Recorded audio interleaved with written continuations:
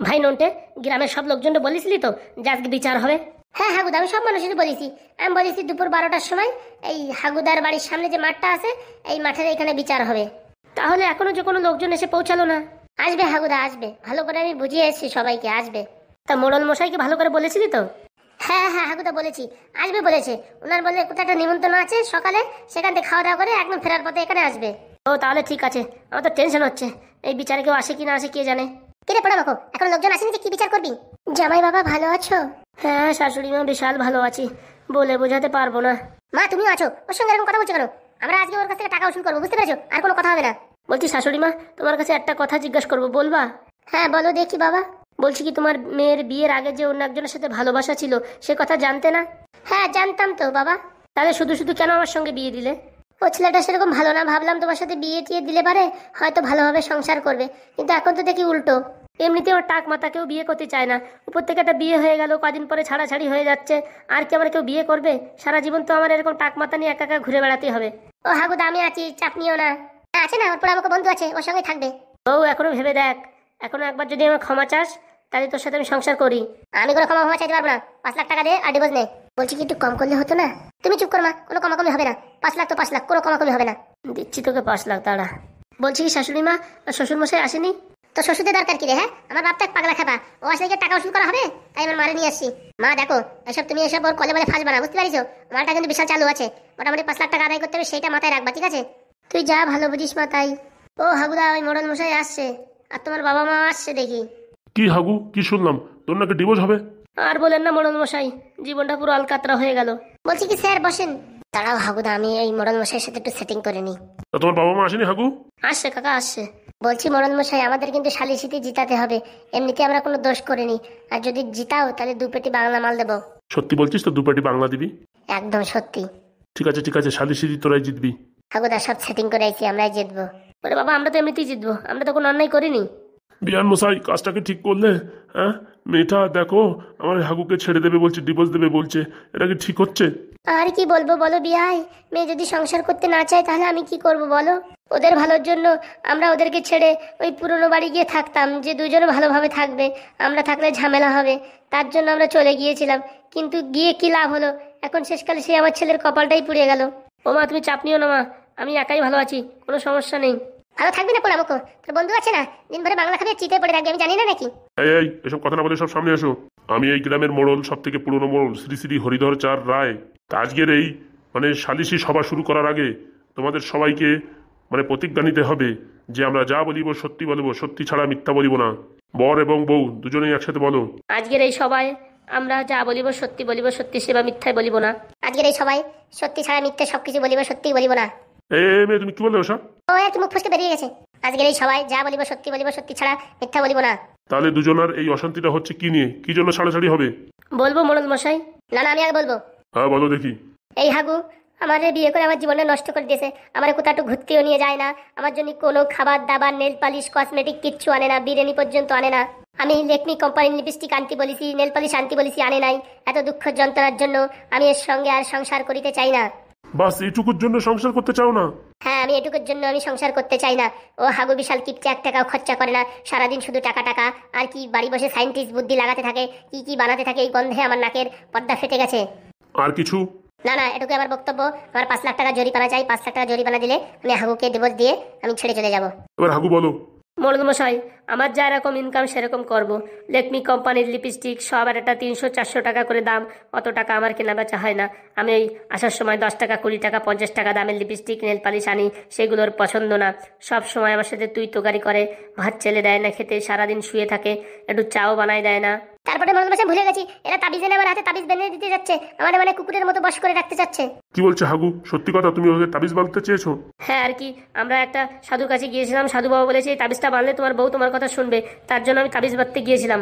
আর তাবিজ বাঁধতে গিয়ে ওর বউ আমাদের এমন কেলালো, এখনো 32টা হাড়ে 33 রকম ব্যথা আছে। 32টা হাড়ে 33 রকম ব্যথা আছে মানে? ওটা বউ তো না হাগুদার, মনে হচ্ছে একটা জিনার, এরকম ভাবে মারলো মনে হয় কি প্রত্যেক হাড়ের কবজি কলাপ সব খুলে যাবে। হ্যাঁ মোড়ল মশাই রোজ দিন মারে আমায়, আমি সহ্য করতে পারি না, এর থেকে ডিভোর্সই ভালো হবে। ডিভোর্স তো তোর আমি দেবো, তোর সাথে আমি সংসার করবো না। হ্যাঁ মোড়ল মশাই, ও সংসার করবে কিসের জন্য? ওর পুরনো ভালোবাসা মানে পুরনো বয়ফ্রেন্ড আছে, এক্স বয়ফ্রেন্ড, তার সঙ্গে ফোনে ওর রোজ দিন কথা হয়, এমনকি দেখা সাক্ষাৎ হয়। এ কি শুনছি আমি? না না, আমার কোনো পুরনো বয়ফ্রেন্ড নেই, এসব মিথ্যে কথা। ও মানে এই টাকা চেয়েছি, এই টাকা না দেওয়ার জন্য আমার উপরে এত বড় একটা মিথ্যা অপবাদ দিচ্ছে। সত্যি বলছি মোড়ল মশাই, সত্যি, একদম কোনো মিথ্যা না। আপনি ওর ফোন চেক করেন, তাহলে দেখতে পারবেন ওর ফোনে ওর পুরনো এক্স বয়ফ্রেন্ডের সঙ্গে সবসময় কথাবার্তা বলে, ভিডিও কল করে, সব কিছু আছে, দেখতে পারবেন। দাও দেখি তোমার ফোনটা দাও। আমি কাউকে ফোন দিই না, আমার মা বাবাকেও দিই না, আর আপনাকে দিতে যাবো? কোনো মতেই না। দেখেছেন মোড়ল মশাই, এর থেকে প্রমাণিত হয় যে ও যেসব বলছে সব মিথ্যে কথা। আমি তো কতবার চেয়েছিলাম ওর সঙ্গে সংসার করার, এমনকি একটু আগেও বললাম যে একবার সরি বলো, তাহলে আমরা আবার দুজনে সংসার করি। ও বলছে না, 5 লাখ টাকা দাও, 5 লাখ টাকা নিয়ে ওর যে এক্স বয়ফ্রেন্ড তার সঙ্গেও পালিয়ে যাবে। অত সোজা 5 লাখ টাকা নিয়ে পালিয়ে যাবে? হ্যাঁ, আমি এখানে বসে আছি খালি খালি। ওরে আমার ছেলের কপাল পুড়ে গেল রে।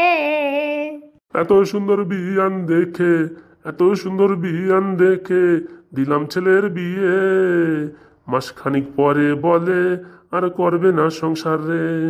ভালো বিয়ান দেখে আমার লেগেছিল ভালো, বৌমা তো হবে অনেক ভালো ভালো বলো, এখন দেখি মাস খানেক পরে বলে ডিভোর্স দিয়ে দাও গো, ডিভোর্স দিয়ে দাও। ও কাকা, এত সুন্দর গান পালিয়ে কোথায় তুমি? দুঃখের কথা বলবো কত, যদি বলি 1000 শত, তবু না ফুরায় আমার দুঃখের যন্ত্রণা। অত সব গান গালে কাজ হবে না, 5 লাখ টাকা ক্যাশ চাই আমার। মোড়ল মশাই, আমি তোরে ছাড়তে চাইনি, ও আমার ডিভোর্স দিতে চাচ্ছে, আমার কোনো ডিভোর্স দেওয়ার ইচ্ছা নেই। ও ডিভোর্স দিতে চাইছে, এখন যদি ও দেয় আমি কোনো টাকা পয়সা দিতে পারবো না। আমি ভারী জোর 500 টাকা দিতে পারি, তার উপরে না।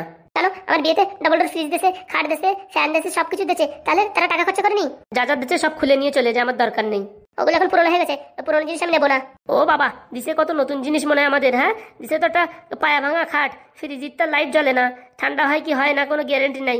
একটা রাইস কুকার দিছে, তার পেত পেত পেত করে জ্বলে, মোটামুটি মনে হয় কি বাস্ট হবে হবে বাপ।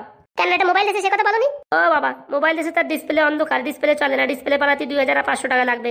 দরকার নেই, তোর মোবাইল এরকম রয়েছে, নিয়ে যাও সবকিছু, ক্যাতা কম্বল বাঁধে।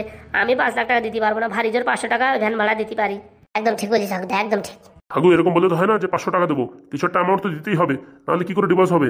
হ্যাঁ হ্যাঁ, কিছু একটা এমন না, 5 লাখ টাকা দরকার আমার। ও বাবা, 5 লাখ টাকা তো গাছের ফল। আর হাগু তো ডিভোর্স দিতে চাইছে না, তুমি ডিভোর্স দিতে চাইছো, তাহলে এত টাকা দেবে কেন? হাগু যদি দিতে চাইতো, তুমি যদি না দিতে চাইতে, তাহলে এত ডিমান্ড করতে পারতে। আমি ওর সঙ্গে থাকতে পারবো না, ওদের বাড়ি যে খাওয়া দাওয়া হয় ওগুলো আমার সহ্য হয় না। ওরকম করিস না মা, 10-20 হাজার টাকা নিয়ে ছেড়ে দে, ছেলেটা তো গরিব মানুষ, ট্রেনে হকারি করে করে 2-4 টাকা ইনকাম করে। আমি ওসব 2-4 টাকার জন্য না, আমার 5 লাখ টাকা দরকার, তাই দরকার। হ্যাঁ হ্যাঁ, ঠিক আছে, তোমাকে মনে করো 5 লাখ টাকা দেওয়া হলো, 5 লাখ টাকা নিয়ে তুমি কি করবে? আমি আবার কি করবো? আমি আবার একটা বিয়ে করে সংসার করবো। আর হাগু, তুমি কি করবে? স্যার আমি আর কি করবো, সারা জীবন একা থেকে যাবো, আর এই ট্রেনে হকারি করবো আমি আর আমার বন্ধু মিলে। কেন বিয়ে করবে না? না স্যার, অনেক ভালোবেসে বিয়ে করেছিলাম, এত যন্ত্রণা পাবো জানি না, আর আমার কারোর প্রতি ভালোবাসাও নেই, বিশ্বাসও নেই, তাই বিয়েও করবো না, কিচ্ছু করবো না, এইভাবে সারা জীবন কাটিয়ে দেবো।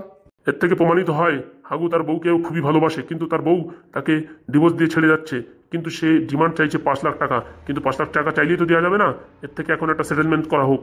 নগেন, তুমি কত টাকা দিতে পারবে? আমি আর কে দেবো? আমার ছেলে যা বলবে তাই, আমার কাছে টাকা পয়সা নেই, ও যা দিতে পারবে তাই। স্যার 500 টাকা, আমি কোনো অপরাধ করিনি। তো মহা জ্বালায় পড়লাম, এই 5 লাখের নিচে নামবে না, আর এদিকে দুপেটি বাংলা বলছে, কারে যে তাই কি করি, কিছু মাথায় খেলছে না। ভগবান রক্ষা করো অধম রে, এই অধম কোথার থেকে পাবে এত টাকা? ট্রেনে ফেরি করে কয় টাকাই বা বাঁচে, আর বউর পিছনে সব টাকা খরচা করতে করতে সব শেষ। এখন আমি এত টাকা কোথায় পাবো? ভগবান তুমি একটা রাস্তা দেখাও। তোর ভগবান কোনো রাস্তা দেখাবে না, 5 লাখ টাকা দিয়ে আর এখান থেকে বিদায় হয়। জানে মন তু খুব হে, তু খুব হে। এই শালা কেলো করিস, এবার কোথা থেকে আসলে এখানে? জানু, ও জানু, কি হচ্ছে এখানে? এই হারামির বাচ্চা, এখান থেকে পালা, তুই আসলে পারে কিন্তু সব টাকা পয়সা কিছু পাওয়া যাবে না, পালা। কেন আমি আসবো না? আমার বউ ডিভোর্স হচ্ছে, আমার গার্লফ্রেন্ডের ডিভোর্স হচ্ছে, আমার সাথে বিয়ে হওয়ার জন্য, তাহলে আসবো না? এত সুসংবাদ শুনে আমি কি করে থাকতে পারি? আরে যারে যা, পালা। মোড়ল মশাই, এই দেখেন এই ছেলের সাথে ভালোবাসা আছে, তাহলে আমি কিসের জন্য এত টাকা দিতে যাবো? এই ছোড়াই, এই সামনে আসো। ইয়েস আই কামিং মোড়ল মশাই। তুমি কি ওকে ভালোবাসো? ভালোবাসা মানে আমি কেরোসিন তেলের মতন ভালোবাসি, আমার ভালোবাসায় কোনো দাগ নেই। ও যে 5 লাখ টাকা চাইছে, টাকা নিয়ে কি করবে? টাকা নিয়ে কি করবো? বিয়ে করবো। আমি কোনো কাজ করি না তো, 5 লাখ টাকা নিয়ে কমসে কম 5 বছর বসে বসে খাওয়া যাবে। এই ক্যাবলারে ক্যাবলা, সবকিছু করে দিল হ্যাবলা। তুমি কি বলতে চাইছো? এর সঙ্গে তোমার ভালোবাসা কত বছরের? কত বছর মানে আমাদের ছোটবেলার ভালোবাসা, প্রায় বিগত 25 বছর হলো ভালোবাসার। ও আই সি। মোড়ল মশাই আমি ওকে চিনি না, আমি ওকে জানি না, আমার 5 লাখ টাকা দিন আমি বাড়ি চলে যাচ্ছি। কি বলছো তুমি জানো? তুমি আমায় চেনো না? এই কালকে যে তোমাদের ভাঙা ঘরে বসে বললে আমার সঙ্গে পালিয়ে যাবে হাগুর কাছ থেকে 5 লাখ টাকা নিয়ে, এখন বলছো তুমি চেনো না? ওরে গবেটের গবেট, মুখটা একটু বন্ধ রাখ। দেখেছেন স্যার, মোড়ল স্যার দেখেন, এই নিজের মুখেই স্বীকার করলো। একদম মনে হচ্ছে দাঁতের ঘুষি মেরে দাঁতের পাটি ফেলে দিই। ওরে না রে না, এই যে কথা বলেছি এই কথায় আমাদের অনেক লাভ হবে। এই ছেলে, এই তুমি কি ওকে বিয়ে করতে চাও? অবশ্যই স্যার, অবশ্যই বিয়ে করতে চাই। বলছি কি তুমি কি হাগুর কাছ থেকে টাকা চেয়েছো? না আমি চাইনি, আমার বউ চাইছে, বলেছে টাকা পয়সা নিলে 5 বছর শুয়ে শুয়ে খাওয়া যাবে তার জন্য। এই কথা শুনে এর থেকে প্রমাণিত হলো a প্লাস বি এর whole square is equal to সমান সমান। তাই এর থেকে প্রমাণিত হচ্ছে যে হাগুকে কোনো ফাইন না লাগিয়ে একদম বিনা দোষে তাকে এই গ্রামে মানে মালা বদল করে তাকে একটা সত্যিকারের মানুষ হিসাবে ঘোষণা করা হলো। এবং তার বউ যে চিটিংবাজি করে একটার থেকে 2-3টে বয়ফ্রেন্ড নিয়ে সংসার করছে, তাকে এই গ্রাম থেকে বের করার অনুমতি দেওয়া হয়। গ্রাম থেকে বের করা হতে আমার কোনো অসুবিধা নেই, আমার 5 লাখ টাকা পেলেই হবে। আয় আয় 5 লাখ টাকা নিয়ে যা, আয় এখান থেকে আয়, আমি ক্যাশ গুনে দিচ্ছি, আয়। সত্যি বলছেন? তুই একবার এসে তো দেখ। হ্যাঁ, তোরে এমন কেন খেলাবো না, জীবন কিনতে যাবে। মা বলছি কি, টাকা ফাঁকা নেওয়ার দরকার নেই, চল ভাই বাড়ির দিকে চল। আমি টাকা ছাড়া বাড়ি যাবো না। মা চল মা, 200-400 টাকা যা দেয় ভ্যান ভাড়া নিয়ে চল। এদের সাথে পাঙ্গা নিয়ে কোনো লাভ নেই, শুধু শুধু মারামারি হুড়োহুড়ি হবে, অনেক টাকা খরচা হয়ে যাবে।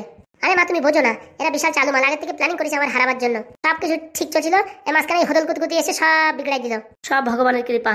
এই হেলো মালটা যদি না আসতো আমার জীবনটা পুরো আলকাতরা হয়ে যেত। যা হয় সব ভালোর জন্যই হয়। বলছি কি এদের ডিভোর্সের পেপারে সাইন করিয়ে এদের ডিভোর্স করাই দিন।